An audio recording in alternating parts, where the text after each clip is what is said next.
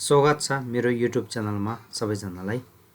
आज तपाईहरुलाई सम्बोट लिपिको अध्ययन अथवा पढेर सुनाउने क्रममा आज केही नियमहरु रहेका छन्। ती नियमहरुलाई ध्यानपूर्वक अध्ययन गर्नुभएमा पढ्न सजिलो हुन्छ। जुन नियमहरु यस प्रकार रहेका छन्। जुन मूल अक्षर भा त्यसको अगाडि चाहिँ ध अथवा धा पछि मूल अक्षर भा छ भने भा चाहिँ वा मा चेन्ज हुन्छ। वा हुन्छ। अरु बेला भा छ भने भा भनेर पढ्नु पर्छ। अहिले चाहिँ धाको अगाडि ङन्जुक भाको अगाडि ङन्जुक धा र धाको पछाडि मूल अक्षर चाहिँ भा छ भने वा हुन्छ। यहाँ हेर्नुस्। वाङ भने अभिषेक। धा ङन्जुक त्यसको पछाडि मूल अक्षर भा अनि याङजुक ङा छ भने यस्तो बेला चाहिँ हामीले वाङ भन्ने पढ्नुपर्छ। वाङ भन्नुपर्छ। अभिषेक वाङ भन्यो अभिषेक। अभिषेकलाई चाहिँ हाम्रो सम्बोट लिपिमा चाहिँ यसरी लेखिन्छ वाङ भनेर वाङ। अनि तिब्बतीय कुरामा चाहिँ हाम्रो वाङ भनेको चाहिँ नेपाली मूलता गरेर चाहिँ अभिषेक हुन्छ। वाङ अभिषेक। अनि यहाँ चाहिँ धा ङन्जुक अनि भा चाहिँ मूल अक्षर। यहाँ वा भयो। वालाई नारो जोड्यो भने ओकार जोड्यो भने ओ भयो। वालाई चाहिँ नारो जोड्यो भने ओ। यहाँ चाहिँ ओ यो दुईटा अक्षर ओ भयो। ओ भनेको चाहिँ उत्तर फाल्गुनी एक ताराको नाम हो। यो आकाशको तारा जुन 27 वटा तारा हुन्छ। त्यो 27 वटा तारालाई चाहिँ हामीले नेपालीमा चाहिँ 27 नक्षत्र भनेर पढ्छौं।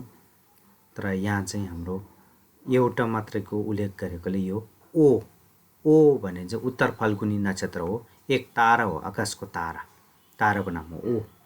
यो धेरै महत्त्वपूर्ण हाम्रो साहित्य हेर्नेहरु बेलामा चाहिँ ओ र अरु शुभ योगहरु परेमा चाहिँ एकदम राम्रो मानिन्छ। यो एक शुभ तारा हो ओ उत्तर फाल्गुनी ओ। यसलाई भो भन्ने पढ्नु हुँदैन। ओ भन्नु पर्यो। वालाई ओकार जोड्यो भने ओ भन्नु पर्यो। भो भन्ने पढ्नु हैन। यसलाई चाहिँ ओ भन्ने पढ्नु पर्यो। ओ उत्तर फाल्गुनी एक तारा। ओङपो यसलाई चाहिँ ओङपो। धा ङन्जुक भा मूल अक्षर ङा चाहिँ याङजुक। यस्तो अवस्थामा चाहिँ धाको पछाडि भा भएकोले यसले चाहिँ वा भन्ने पढ्नु पर्यो।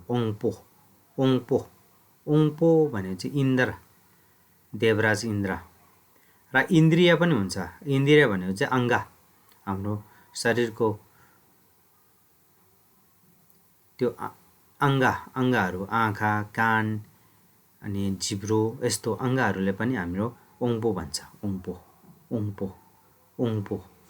भनेको चाहिँ देवराज इन्द्र पनि हुन्छ र इन्द्रिय पनि हुन्छ। इन्द्रिय भनेको अंग। अनि यो चाहिँ धा ङन्जुक अनि भा मूल अक्षर मिङजी को पछाडि याङजुक सा यस्तो छ भने चाहिँ उ भनेर पढ्छ। उ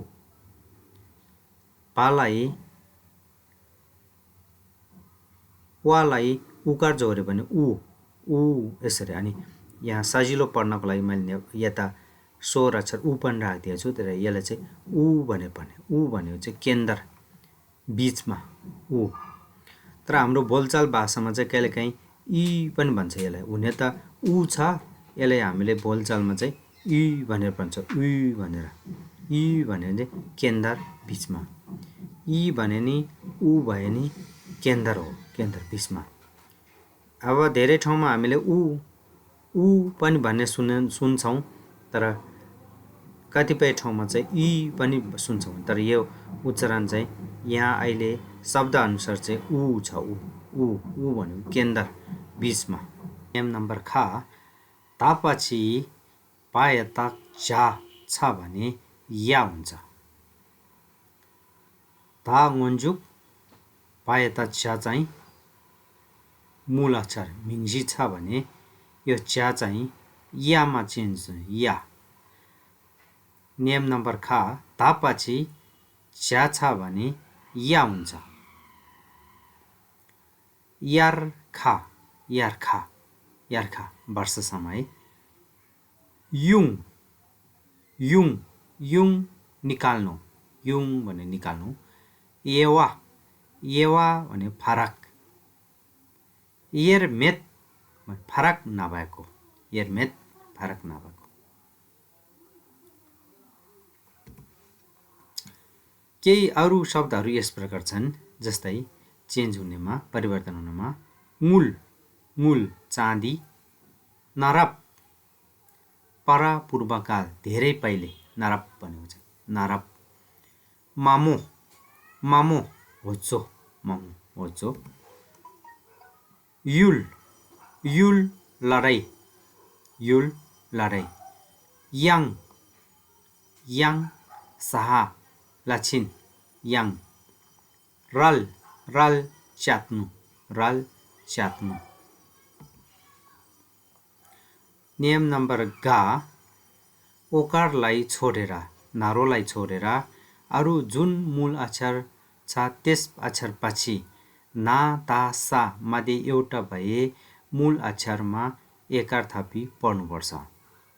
ओकारलाई छोडिदिने, ओकारलाई चाहिँ यो नियम लागू हुँदैन। ओकारलाई छोडेर अरू मूल अक्षरमा चाहिँ यो कुरा लागू हुन्छ। यो के लागू हुन्छ भने अरू जुन मूल अक्षरपछि ना ता सा यो तीनटा मध्ये एउटा जुन आएन हुन्छ, ना आए नि, ता आए नि, सा आए नि, तीनटा मध्ये एउटा आयो भने मूल अक्षरमा चाहिँ एकार थापी पढ्नुपर्छ। ना ता सा भएको अक्षरको ठिक अगाडिको अक्षरलाई चाहिँ एकार लगाउने, ढ्याङ्बो लगाइदिने। यहाँ हेर्नुहोस् है, चेन, यहाँ ना लास्ट अन्तिममा छ, नाको अगाडिले चाहिँ ढ्याङ्बो एकार लगाइदियो, चेन भनेर पढ्नुपर्छ। चेन भएको, चेन भनेको भएको। यहाँ ता छ, ताको अगाडिलाई ढ्याङ्बो भन्यो, लेत लेत्मो, लेत्मो भने नक्कल, नक्कल गर्ने, नक्कल। यहाँ सा, साको सा भएपछि यो अगाडिको मूल अक्षरले चाहिँ ढ्याङ्बो लगायो, से, से भने छोरा। यसरी यो नियमहरूले चाहिँ अलिकति बढी दोहोऱ्याएर हेर्ने गर्नुहोस्, अनि सजिलो हुन्छ। यो नियमलाई राम्रोसँग बुझ्यो भने झोलो पढ्नुपर्ने आवश्यकता हुँदैन। यो नियमलाई चाहिँ मनमा राख्नु भएन र बुझ्न गाह्रो भयो भने तपाईहरुले दोहोऱ्याइ तेह्रै धेरैचोटि रिपिट गरेर हेर्नुहोस्। यो भिडियो तपाईहरु सजिलोसँग बुझ्नुहुन्छ र यसले तपाईहरुले पछि जुनसुकै वर्ण, यही भित्रको वर्ण जुन आए पनि तपाईहरुलाई बिना आवेशको सजिलो हुनेछ भन्ने मैले आशा लिएको छु। यति भन्दै आजलाई धन्यवाद। तपाईहरुको पढाइको यात्रा सजिलो, सुगम र सही दिशामा लागोस्। धन्यवाद।